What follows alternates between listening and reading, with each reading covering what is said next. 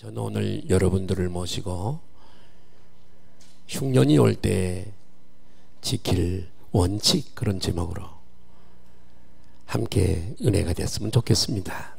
이 동영상을 준비하면서 이 동영상을 보면서 나도 많이 울었습니다. 참,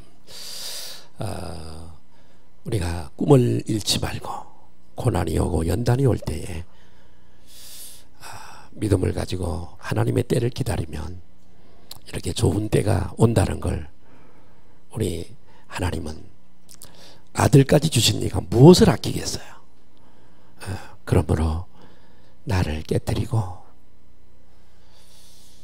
그 고난 속에 숨겨져 있는 축복이 있는데 우리는 보이는 것만 보고 판단하기 때문에 절망하고 그렇습니다마는, 하나님께서 우리를 반드시 축복하시고 쓰시기 위해서 깨트르시고 연단하시고 변화시키시고 그렇게 알곡으로 만들어간다는 사실을 꼭 기억하시기를 바랍니다. 한 농부가 있었습니다.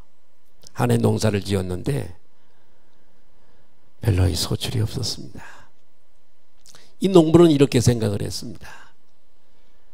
내가 날씨를, 우리 올해도 전반기에는 비가 오지 않아가지고 얼마나 어려웠습니까?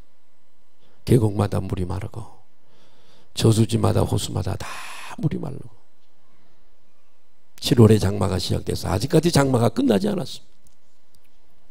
다행히 호수가 채워지고 계곡에 물들이 흐르고, 그렇지만은 또 농사 짓는 분들은 지금 오는 비는 쓸데없는 비라는데 과일이 다 떨어지고 채소가 되지 않고 썩어버리고 어려움이 있습니다만, 어떻든 이 농부가 만일 내가 이 날씨를 주관할 수만 있다면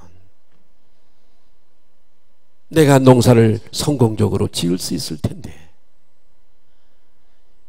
이 말을 들으신 하나님께서 이렇게 말씀하셨습니다. 그래, 좋다. 내가 1년 동안만 내 마음대로 날씨를 주관할 수 있는 능력을 내게 주겠다. 1년 동안만이다. 농부는 너무 기뻤습니다. 그래서 이 농부는 해는 비칠지어다. 그러니까 해가 비치는 거예요. 조금 지나서 이제는 비가 필요하잖아요. 물이. 비는 내릴지어다. 그러니까 비가 내리는 거예요. 알맞게 비가 내렸는데 이번에는 다시 해는 비칠지어다. 해가 비쳐. 이렇게 농사를 지어서 가을이 되었습니다.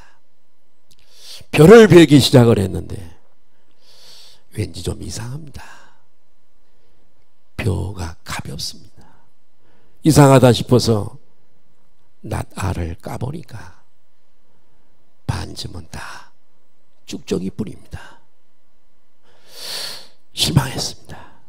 하나님이 찾아오셨어요. 그래, 자네 올해 농사는 잘 됐나? 물었습니다.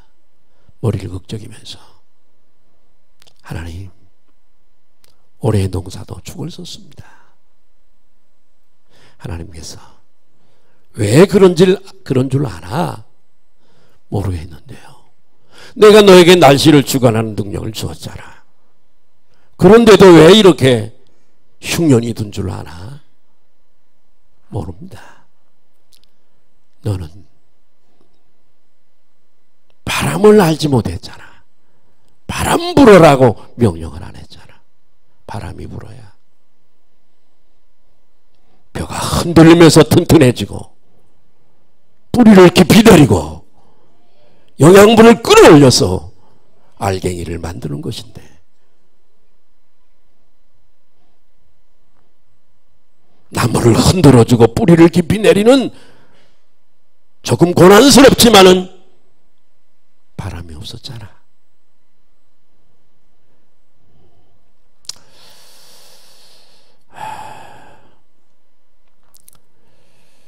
그러면서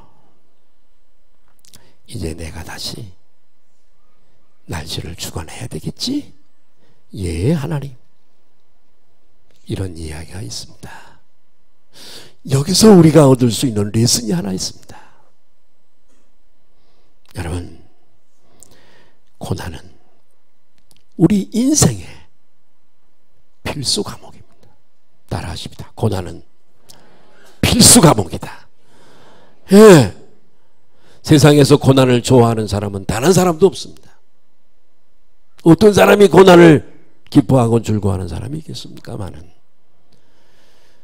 그럼에도 불구하고 하나님께서 우리에게 고난을 믿는 우리에게도 하나님의 자녀된 천국에 가게 될 천국 백성들인 우리들에게 고난을 허락하시는 것은 고난 안에 감추어져 있는 축복이 있기 때문에 그런 거예요.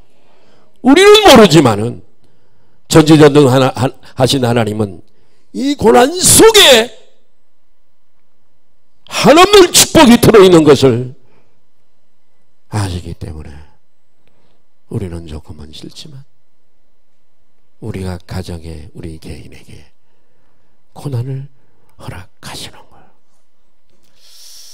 우리가 신앙생활하면서 이따금씩 회의에 빠질 때가 대단히 많이 있습니다. 나는 주의를 지키고 하나님 앞에 11조를 드리고, 그래도 내 딴에는 열심히 신앙생활을 하고 있는데 왜 내 가정에 나에게 이런 고난이 자꾸만 다가오는 것일까? 그래서 의구심이 많이 생기게 됩니다. 그래도 기도하고 영적 생활하는데 내 몸은 이렇게 질병으로 고통을 당해야 돼요. 의구심이 들 때가 많습니다. 그런데 여러분, 성경을 연구해 보면 분명한 사실 하나가 있습니다. 하나님을 믿는 성도들 역시 여러분, 이 고난이 오는데 성경을 보면 고난은 누구에게나 필수입니다. 믿는 사람에게나 안 믿는 사람에게나. 안 믿는 사람에게는 고난이 없을까요? 노노노노노. 믿는 사람에게 고난이 없을까요? 노노노노. 믿는 사람에게나 안 믿는 사람에게나, 믿는 사람 중에 믿음이 좋은 사람이나 믿음이 없는 사람이나 동일하게 고난은 누구에게나 찾아오게 마련입니다. 그래서 믿는 우리는 어려움이 있고 의구심이 있습니다. 그런데 성경을 보면 믿는 성도들에게 고난이 오지만은 몇 가지 원칙만 알고 나면 이 고난은 반드시 축복으로 연결된다는 사실을 꼭 기억하시기 바랍니다. 고난이 올 때 말이에요, 나 고난 싫어, 불평하고 이 고난을 피하려고 하고, 이 교회에서 나와서 고난이 있는가? 다른 교회로 또 가보고, 여기서도 고난이 오네? 또 다른 데로 가보고, 강주 교회를 다 더듬어. 아니요, 교회가 문제가 아니에요. 하나님이 지금 나에게 레슨하는 게 있어요. 나 개인에게. 예수님의 제자들이 예수님에게 물었어요. 예수님, 눈먼 저거 저 죄가요, 본인의 죄입니까?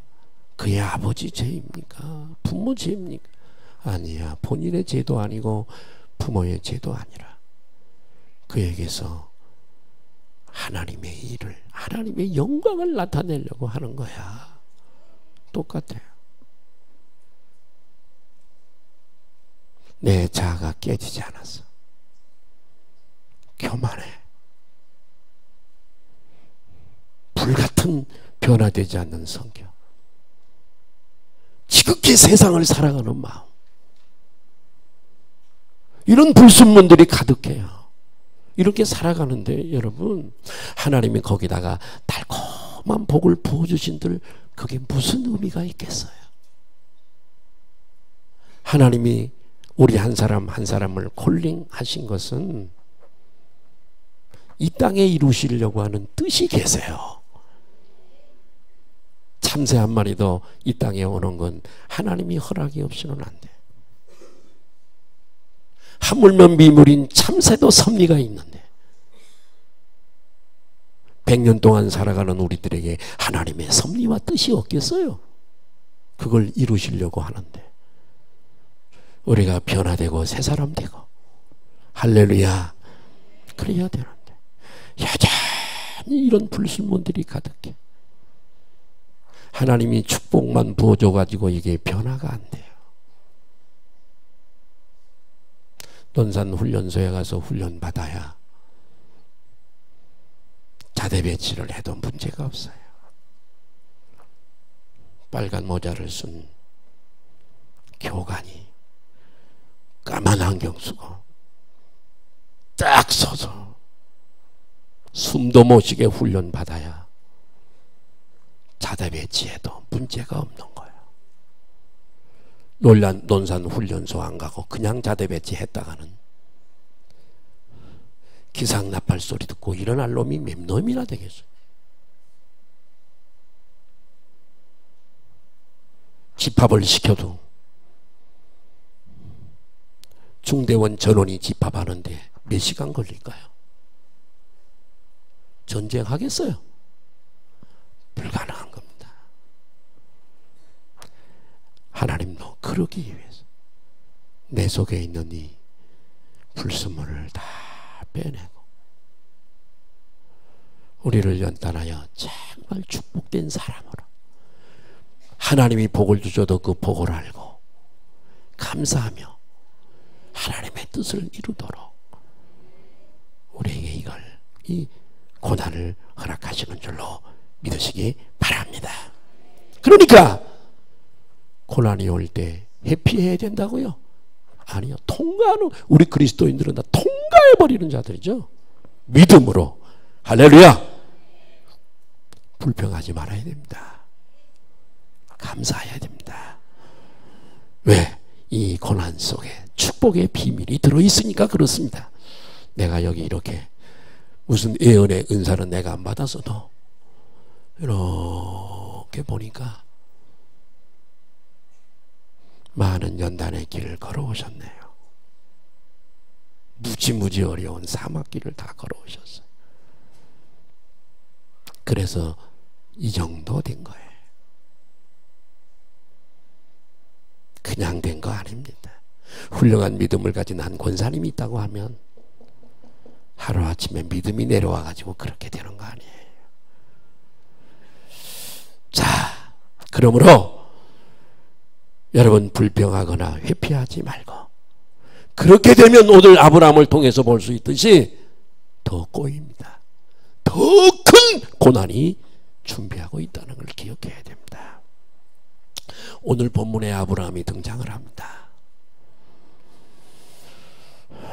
그런 후일의 믿음의 조상이 되었지만은 신앙의 초기에 고난을 오해하고 잘못 대처함으로 더 큰 고난을 겪은 사람이 아브라함입니다.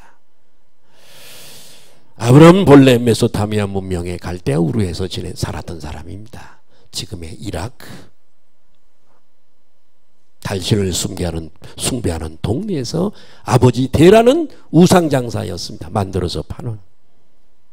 그래서 아브라함도 별 수 없이 그 가정에서 살아갈 때에 하나님의 부르심을 받습니다. 여러분을 부르신 것처럼 저도 우리 가정에 아무도 예수 믿지 않을 때 조그만 꼬맹이 때 저를 부르셨어요. 똑같이 아브라함도 거기서 불러내셨습니다.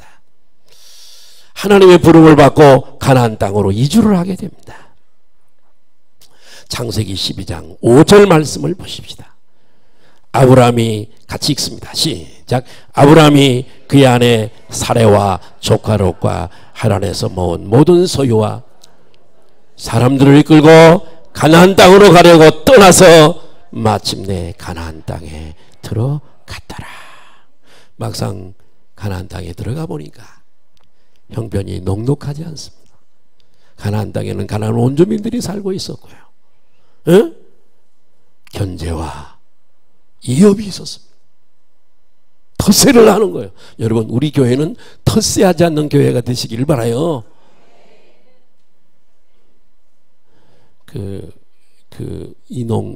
뭐라 그러죠? 저 시골에 가서 기농이 쉽지 않답니다. 왜냐하면 텃세 때문에. 텃세가 보통 세지 않다네요. 그래서 포기하고 돌아오는 사람도 많이 있답니다. 교회는 텃세야만 안 돼. 교회에서 가장 높은 사람은 VIP들이에요. 이제 새로 오신 분들이 교회 가장 어른이에요. 그거 내려놔야 돼. 예. 이 가나안 원주민들이 그렇게 하는 거예요. 또 여러분, 갈대아우르에 있을 때는 모든 것이 풍족하고 농사가 잘 됐는데 막상 가나안 땅에 들어와 보니까 비도 적고 강수량이 적어요. 이스라엘은. 어? 기후도 안 좋고 농사가 안 돼요. 그래도 아브라함은 이동할 때마다 하나님 앞에 하는 것 한 가지가 있었어요. 하나님이 보실 때 좋은 것 한 가지가 있어요. 여러분, 하나님이 여러분들을 보실 때 좋은 것이 있기를 바라요. 이거 조금 못해도 그래도 좋은 것 하나가 있잖아요. 히스기야 임금도 생명이 총각에 너 유언해, 너 생명 내가 걷어갈 거야. 그럴 때 히스기야 임금이 하나님 앞에, 하나님 내 죄 용서해 주세요. 내가 전에 그래도 내가 하나님 마음에 드는 일, 기쁜 일 했던 것 추억해 주시고요, 내 생명 좀 살려주세요. 그랬더니 하나님이 그 눈물의 기도를 들으시고 15년은 짧습니다. 사실은 15년 동안 그래도 연장해 주시고, 후사가 없었어요. 자식이. 예? 15년 동안에 축복해 주셔서 문합세 아들도 주어서 왕위를 이어가게 하시고, 그랬던 것을 우리가 기억합니다. 이 아브라함이 이동할 때마다 무엇을 했냐면 창세기 12장 7절 8절에 보니까 시작. 여호와께서 아브라함에게 나타나 이르시되 내가 이 땅을 네 자손에게 주리라 하신지라. 자기에게 나타나신 여호와께 그가 그곳에서 제단을 쌓고, 8절 거기서 베델 동쪽 산으로 옮겨 장막을 치니 서쪽은 베델이요 동쪽은 아이라. 그가 그곳에서 여호와께 제단을 쌓고 여호와의 이름을 불렀더라. 제사를 드려 오늘날 예배, 이사가는 곳곳마다 예배로 하나님 앞에 영광을 돌립니다. 여기까지 보면 아브라함의 신앙이 얼마나 좋은지 몰라요. 훌륭한지 몰라요. 그런데 여러분, 창세기 12장 10절 말씀을 보니까 시작.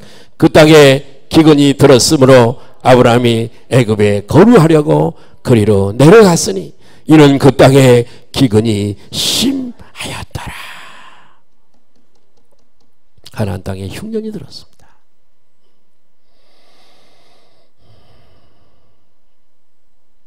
어려운 고난이 온 거예요. 힘든 아버지 아브라함은 하나님과의 언약이 있었던, 여기 살아, 그 하나님의 언약을 깨고 애굽으로 내려가 버립니다. 흉년의 고난 앞에 가나안 땅에 머물러야 할 하나님의 약속을 깨고 애굽으로 내려갑니다. 애굽은 물질적으로는 풍요로운 곳입니다. 뭐가 있는 곳이죠? 하나님이 없는 곳, 우상 섬기는 나라잖아요. 믿음이 좋은 사람은 믿음이 좋은 친구를 사귀는 거예요. 훌륭한 믿음 사람 붙어 있으면, 에게 붙어 있으면 그 믿음이 나에게로 파급이 되어지는 거예요. 애굽에 내려가면 어떻게 되겠어요, 여러분? 영향을 받지 않겠어요? 하나님의 뜻이 아니었습니다.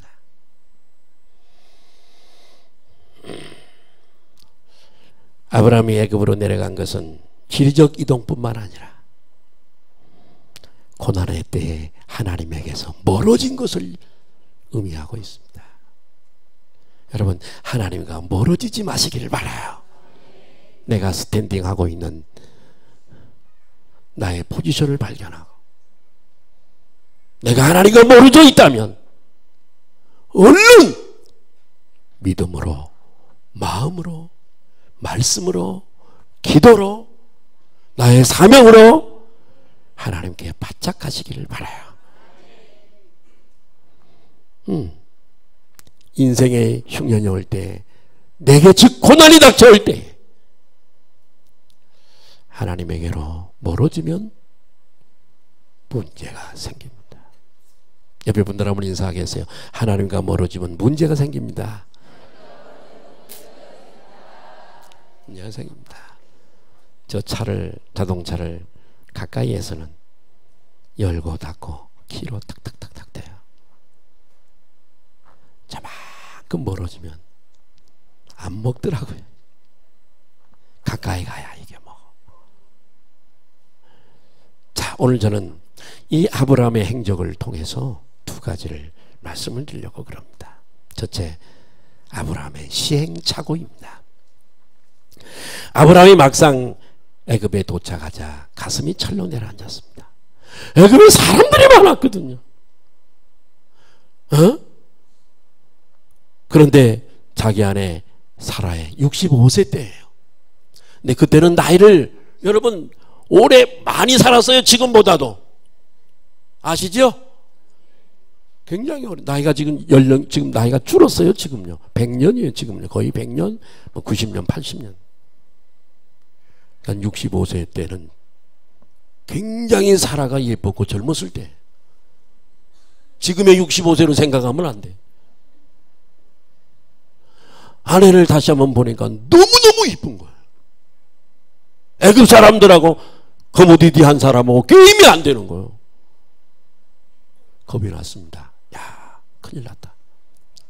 내 아내 때문에 내가 죽게 생겼다. 그러니 꼼수를 부립니다. 어떻게? 나는 오빠고 당신은 누이 동생이야. 이렇게 서로 짰습니다. 창세기 12장 13절입니다. 시작. 오나건대 그대는 나의 누이라 하라. 그러면 내가 그대로 말미암아 내 목숨이 그대로 말미암아 보존되리라 하니라. 이렇게 거짓말을 했습니다. 여러분, 그 후에 어떤 일이 벌어지는가 보십시오. 창세기 12장 14절 15절을 보면 시작. 아브라함이 애굽에 이르렀을 때 애굽 사람들이 그 여인이 아니 여기다가 또 심이라고 하는 수식어를 쓸 만큼 예뻤던 것 같아요. 우리가 천국에 가면 사라를 한번 좀 보세요. 얼마나 이쁜가. 가서 만날 수 있으니까. 그 다음에 시작. 바로의 고관들도 그를 보고 바로 앞에서 칭찬하므로 그 여인을 바로의 궁으로 이끌어 드린지라.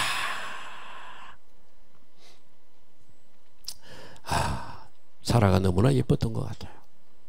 사람들이 그를 보고 기절을 해. 뿅 하는 거예요, 그냥. 그러니까 자기 왕에게 그 얘기를 하는 겁니다. 왕도 그 얘기를 듣고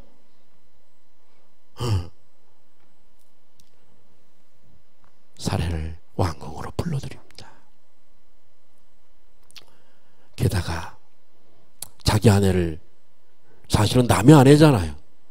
자기 아내를 삼으려면 오빠한테 잘 보여야 되잖아요. 그 오빠에게 하사품을 내리는 거예요. 창세기 12장 16절 시작.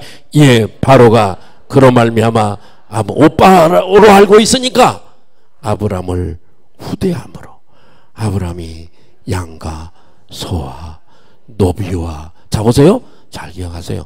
양과 소, 노비 중에는 누가 있는 줄 아세요? 여자 중에?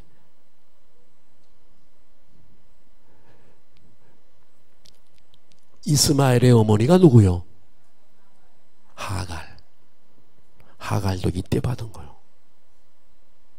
하갈을 데리고 가나안으로 머지않아 갈 때 데리고 가는, 거기 사단이 나잖아요. 자, 조금 이따 말씀드리겠습니다만은, 자, 이렇게 뇌물까지 받은 거예요. 하사품까지 받은 거예요. 여러분, 이 거짓말을 다시 주워 담을 수도 없고, 이러지도 못하고 저러지도 못하고. 그 당시 절대 군주 시대니까 왕 마음대로 하잖아요. 오늘날 같으면 이런 일이 있어봐요. 인터넷에 도배가 됩니다. 그때는 인터넷이 없었어요. 왕 마음대로 하는 거예요.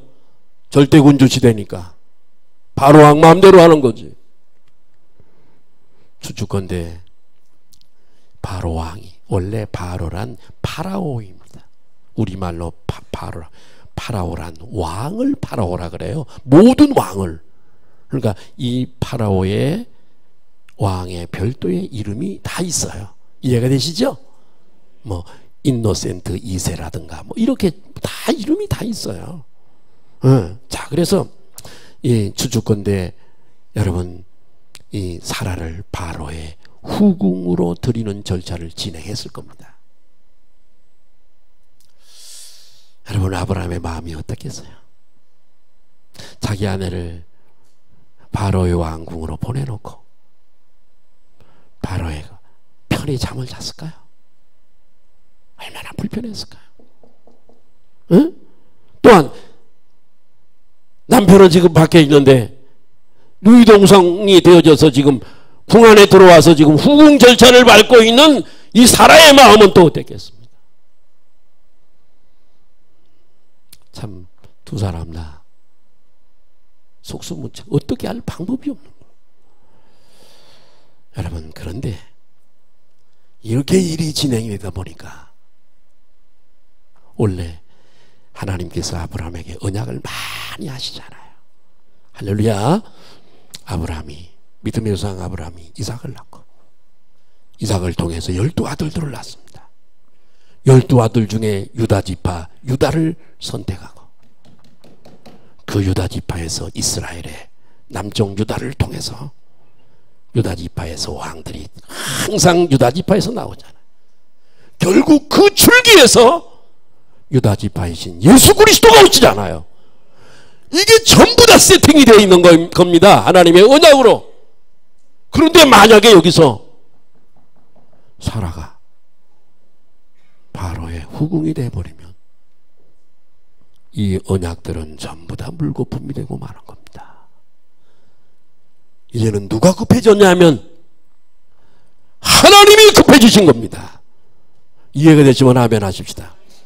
아브라함이 이삭을 죽일 때도 모리아산에서 똑같아요. 진짜 죽이거든요. 아브라함은요. 아브라함 막 하나님이 막 놀래가지고, 내가 이제 나를 사랑하는 줄 내가 이제 알아, 경외하는 줄 내가, 그만둬. 그리고 대신에 숯불에 수양이 걸려있는 그걸 가지고 드리고 이삭은 살아나잖아요. 여러분, 하나님께서 급해지셨어요. 자칫 하나님께서 아브라함과 그 후손들에게 언약하신 이 언약들이, 성경 우리가 지금 읽고 있는 이 모든 성경의 역사가, 세팅되어져 있는 이 성경의 역사가 물거품이 되어질 수 있는 그런 위험한 찰나에 하나님께서 아브라함을 그 깊은 수렁에서, 사라를 그 깊은 수렁에서 건져내기 위해서 역사하십니다. 자, 창세기 12장 17절을 보시죠. 시작. 여호와께서 아브라함의 아내 사라의 일로 바로와 그 집에 큰 재앙. 자, 하나님께서요, 두 가지예요. 하나는 역병이에요. 역병. 이게 추측하건대 역병입니다. 바로도 그 식구들도 백성들도 막 역병을 내려버리는 거예요. 돌림병이죠. 사람이 죽고 막. 그리고 여기는 기록되지 않지만 하나님께서 아마도 이 전후 문맥을 통해 볼 때 꿈에 나타나서 다 하나님께서, 야, 고 아브라함의 누이 아니야, 아내요, 남의 아내야, 빨리 내보지 안 하면 너 죽여, 그러셨을 거예요. 그리고 역병으로 막 그 증거로 역병을 보내시는 거예요. 와, 이 일로 바로가 큰 고통을 당하게 됩니다. 이것을 가르쳐 신앙용어로 하나님의 비상섭리라고 말합니다. 한번 따라 하실까요? 하나님의 비상섭리. 제가 사랑하는 후배가 하나 시코쿠에서 일본에서 목회하고 있습니다. 혈을 단신 혼자 가서 김치공장 했어요. 시코쿠에서 빌딩을 하나 샀어요. 비싼 빌딩이에요. 시코쿠에. 저도 거기 가서 기도해주고 그랬는데 2번 죽을 뻔했다 그래요.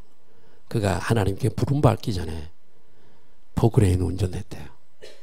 비탈진 곳에서 포크레인 하다가 넘어가서 밑에 깔렸어. 포크레인 밑에 깔려서 산 사람이 누가 있어요? 막 사람들이 막 동원돼가지고 그래가지고 어떻게 해가지고 살아났어. 그리고서 하나님의 부름을 받고 주의 종이 됐는.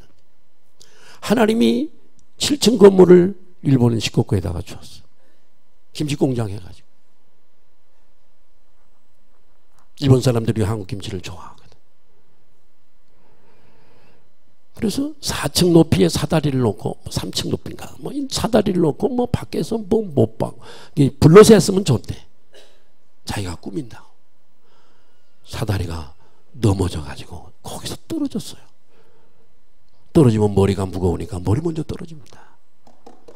머리가 박살났어. 근데 여러분 그때 마침 말이에요. 이 시코쿠 병원에 일본에서 제 머리 뇌수술로 1인자가 거기 병원에 무슨 일 때문에 출장 왔었어요. 급히 갔어요. 그랬더니 그 의사가 치료하면서 그러더래요. 대수술했습니다. 당신은 나를 만나지 않았으면 당신은 이미 이 세상 사람이 아닙니다. 막 수술하는데 사모님이 들으니까 막 뇌수술하는데 소리를 얼마나 크게 지르는지 막 그게 막 밖으로 들리더래요. 그래서 지금 목회를 잘하고 있습니다. 여러분, 아니 도쿄 쪽에서 큰 병원에서 있는 그 의사를 무엇 때문에 여기 시코쿠에다 갖다 놨겠어요? 출장 오게. 이게 우리 인생이요. 내가 사는 것 같아도 내가 사는 게 아니에요. 하나님이 계획하시고 인도하시고 섭리하시는 줄 믿으시면 아멘 하십시다.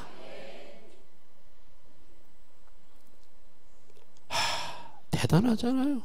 비상섭리 하나님의 아주 긴박한 상황에서 하나님께서 바로와 그 집안에 역병을 내려서 사라와 아브라함을 구원하시는 거예요.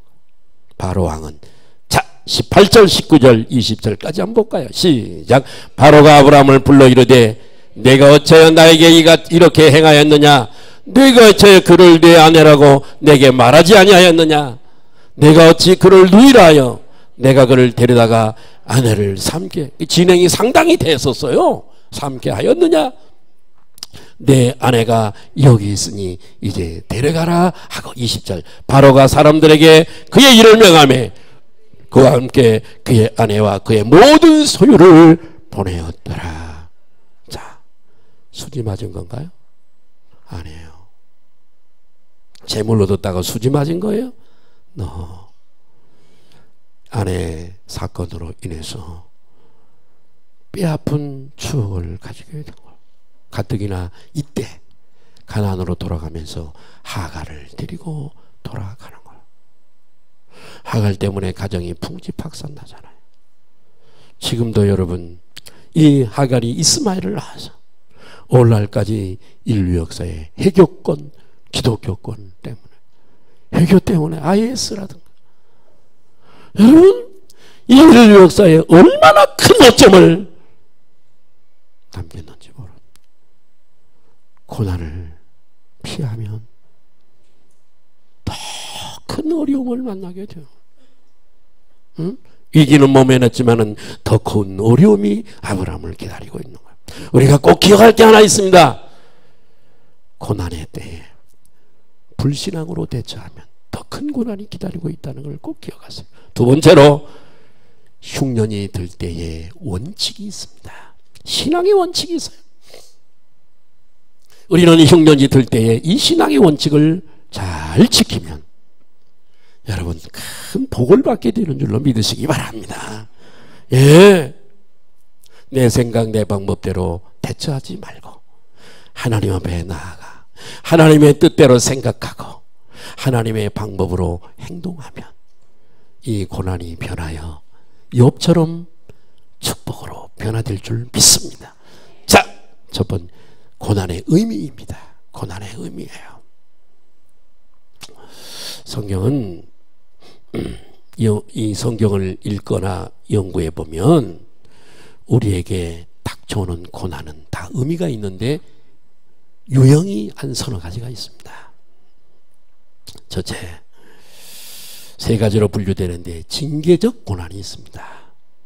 따라하십니다. 징계적 고난.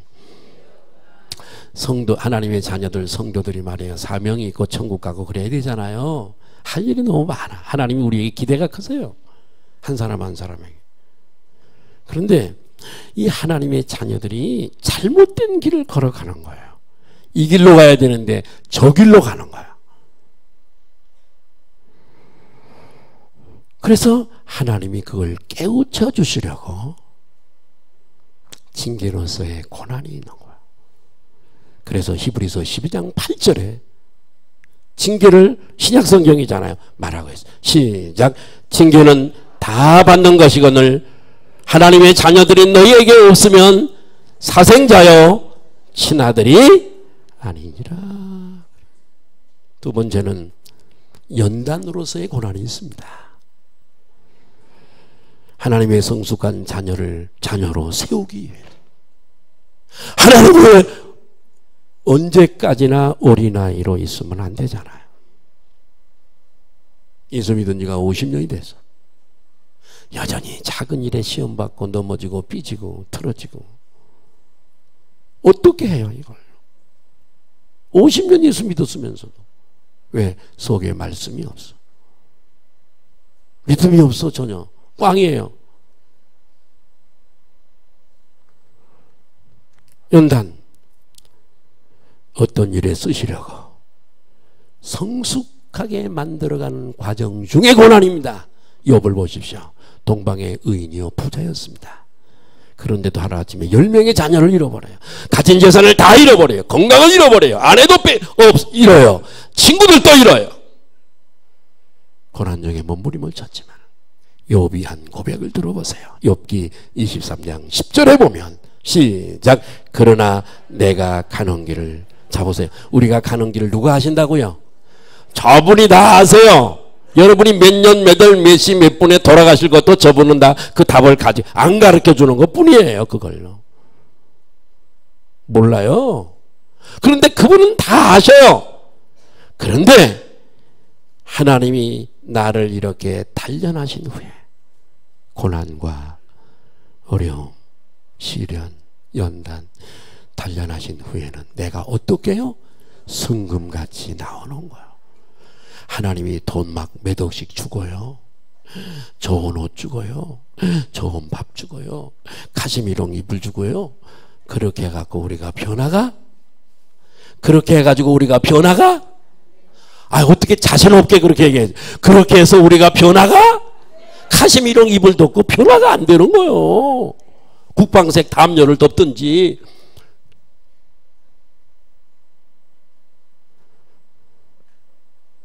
하나님이 우리를 훈련해가고 몰아가는 방법을 아세요.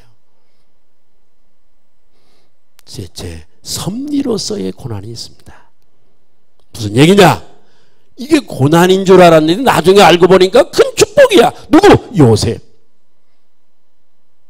형들에게 배반당하고 팔리고 억울하게 누명을 쓰고 감옥에 가지. 응? 나중에 보니까 애굽의 총리 대신이 되어서 따라하십니다. 가족을 살리고 이스라엘을 살리고 만민을 살리고. 와, 섭리적 고난이 하실 일이 있는 거예요. 맡기실 일이 있는 거예요. 사도 바울, 그래서 창세기 50장 20절을 한번 보면, 창세기 50장 20절을 한번 보면 시작. 요셉의 고백이지요. 시작. 당신들은 나를 해하려 하였으나 하나님은 그것을 선으로 바꾸사 오늘과 같이 많은 백성의 생명을 구원하게 하려 하셨나니. 많은 사람들을 구원하는 섭리가 요셉에게 있었던 거야. 사도 바울도 이렇게 증거를 합니다. 로마서 8장 28절에 보니까 시작. 우리가 알거니와 하나님을, 여러분 하나님 사랑하시죠? 하나님의 뜻대로 다 부르심을 받았죠? 이분 자들에게는 어떻게요? 모든 것이 합력하여서 어려운 일, 좋은 일, 낮, 밤, 맑은 날, 흐린 날, 태풍 부는 날. 태풍도 여러분 불어서요, 바다를 확 뒤집어 놔야 물고기들이 살 수 있다잖아요. 그래야 어부들의 수입도 늘어난다잖아요. 가만히 냅두면 썩어버려가지고 물고기들이 못 산다잖아요. 바람도 불어서 뿌리를 튼튼하게 해야 열매를 맺힌다잖아요. 우리 인생에도 고난이 있어야 가치 있는 삶을 살게 되고 변화를 받게 되고 하나님의 의도대로 쓰임 받을 수 있다고 하는 사실이죠. 두 번째는 신앙적 대응입니다. 마지막으로 이런 고난이 오고 연단이 오고 힘든 일이 올 때에 하나님이 하시면요 실수 안 할 수가 없어요. 실수도요 하나님이 하게 해야 실수합니다. 하나님은 실수하게 하시는 하나님 아니야. 그 일을 통해서 이루시고자 하는 뜻이 있기 때문에 그러는 거예요. 자, 신앙적 대응 첫째는 회개입니다. 먼저 이런 고난이 올 때 먼저 무릎을 낮춰. 주여 나를 불쌍히 여겨. 히스기야 임금처럼 하나님 앞에 무릎을 꿇고 교만을 낮추고 높아진 마음을 낮춰. 항상 따라합니다. 나는 사도 바울의 고백에 따라 나는 날마다 십자가에 죽노라. 이런 자세가 우리에게 있어야 되는 거예요. 나를 낮추는 거예요. 교만할 때 꼭 문제가 터져요. 여러분 그렇습니다. 여러분 회개. 호세아서 6장 1절에 보니까요 우리가 다 듣고 은혜 받아야 될 말씀이에요. 시작. 오라 우리가 여호와께로 어떻게 돌아가. 교회는 주석에도 안 돌아온 사람이 있어요. 돌아가자. 여호와께서 우리를 찢으셨으나. 따라합시다. 찢어지는 하나님, 낫게 하시는 하나님, 낫게 하시는 하나님만은 아니에요. 찢으셔요.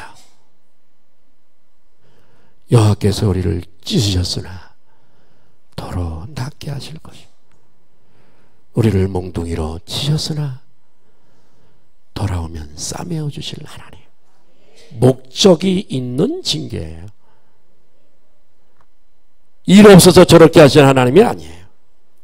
회개. 두 번째는 말씀 순종의 원칙을 지켜야 합니다. 하나님의 말씀 순종 원칙을 벗어나지 않았는가. 점검해보고 따라합시다. 말씀으로 돌아오자. 세 번째는 고난의 때에 부르짖어 기도해야 합니다. 우리 성도들은 대개 집들이 좀 멀어요. 사실은 우리 권사님들, 우리 장양숙 권사님 다 새벽기도 이 근처에 있으면 안 나올 사람들 아니잖아요. 다 새벽기도 할 사람. 집들이 멀어 다. 분당, 면목동, 하남시 다 집들이 멀어. 새벽에 나오는 사람이 적어.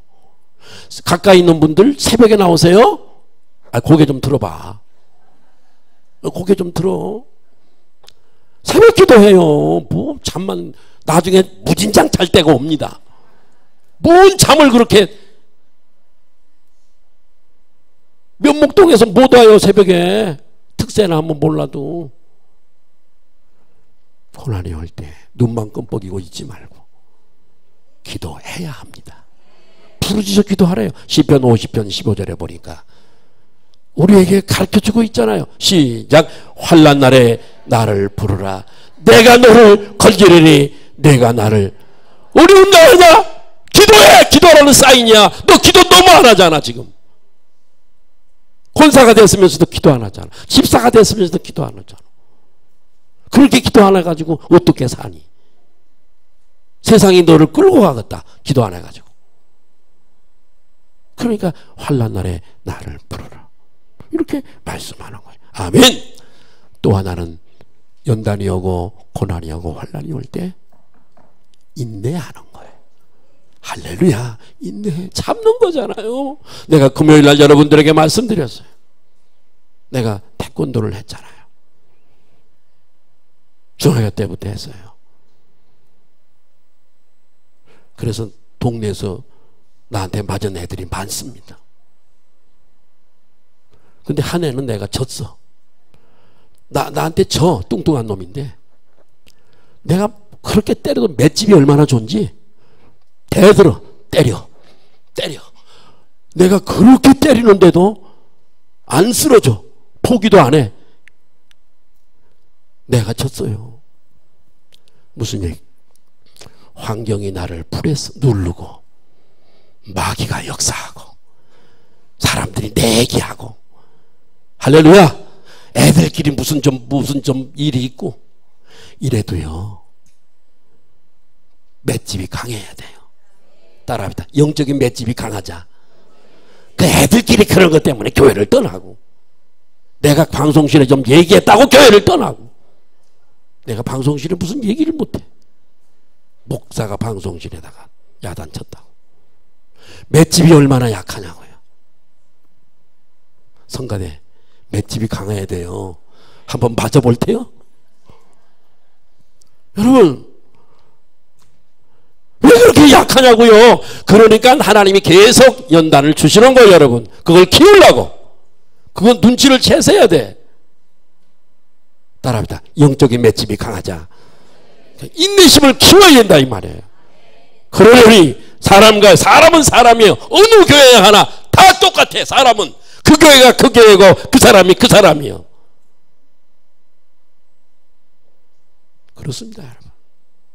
사람은 다 똑같아. 인내. 따라합니다. 인내하자. 옆에 분들로 인사합시다. 우리 그러려니 하고 인내합시다. 사람 때문에 시험 받지 말아요. 맷집이 약해서 그러는 거예요. 이 맷집이 내가 금요일에도 내 배를 막 한 20번이나 때렸네. 내가 맷집이 끄떡없는 맷집. 작은 것 때문에 넘어지고 시험 들고 삐지고 말도 안 하고. 맷집이 강하자 이게. 영적인 맷집이. 마귀도 그 사람 나도 걔한테 손 들었어. 맞아도 안 쓰러지니까. 인내입니다. 따라합니다. 인내. 야고보서 5장 11절에 이런 말씀이 있어요.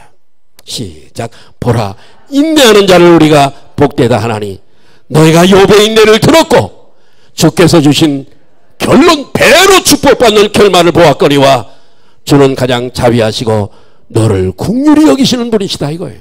불쌍히 여기시는, 위에 사람이 아래 사람을 불쌍히 여기는 그게 긍휼이에요. 하나님은 우리를 긍휼히 여기시는 거예요. 갈라디아서 6장 9절에는 인내에 대해서 이렇게 말씀하고 있습니다. 시작. 우리가 선을 행하되 낙심하지 말지니 포기하지 아니하면 때가 이름에 거두리라. 인내하는 거예요. 아까 그 노숙자 피아니스트 노숙자 보셨죠? 인내하는 거예요. 그러면 그런 날이 오는 거예요. 여러분 인내하지 못하니까 여러분 중간에 포기해버리고 이러니까 문제가 생기는 거예요. 우리가 선을 행하되 낙심하지 말라. 하나님의 때가 있다. 포기하지 않으면 때가 이름에 거두리라. 여러분 우리 인생에는 반드시 누구나 흉년이 있습니다. 고난이 있어요. 저도 있고 여러분에게도 있어. 이제까지도 있었고 앞으로도 있어. 천국 갈 때까지는. 그러나 흉년이 들어도 이 신앙의 원칙만 딱 지키면 다 잊어버렸지 뭐. 아니 인터넷에서 우리 교회 동료 금요일날 올라와요. 이 설교가 금요일날 우리 홈페이지에 올라오니까 3번 들으세요. 3번 들으세요. 머리에 그냥 이 가슴에 프린트가 돼 있어야 돼요. 이 원칙만 지키면 반드시 승리할 줄로 믿습니다. 고난 자체는 문제가 아니에요. 이런 말이 있습니다. 영국의 역사가 토마스 칼라이시 한 말인데 길을 걷다가 돌이 나타나면 약자는 부정적인 사람은 그것을 걸림돌이라고 말하고 강자 긍정적인 믿음을 가진 사람은 디딤돌이라고 말한다.